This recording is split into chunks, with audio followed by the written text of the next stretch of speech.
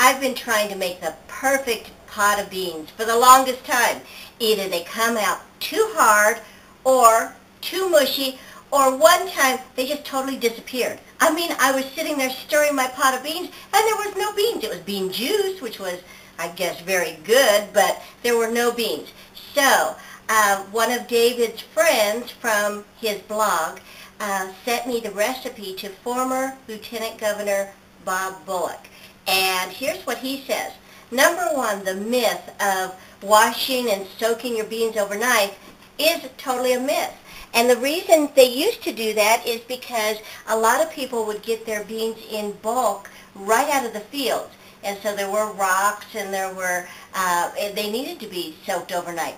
Well, now when you buy your beans packaged in the grocery store, they're pretty much washed and sorted through, except, you see this little stone right there? You still want to sort through your beans and pick out the half beans and the bad beans and look for these stones.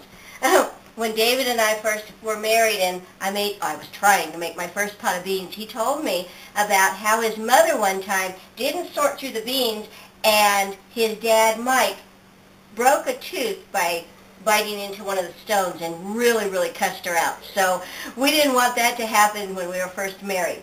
Anyway, what you do is you just lay your beans out on the counter and you just start sorting through them. When you come across a stone or a half of a bean, you just push it off to the side.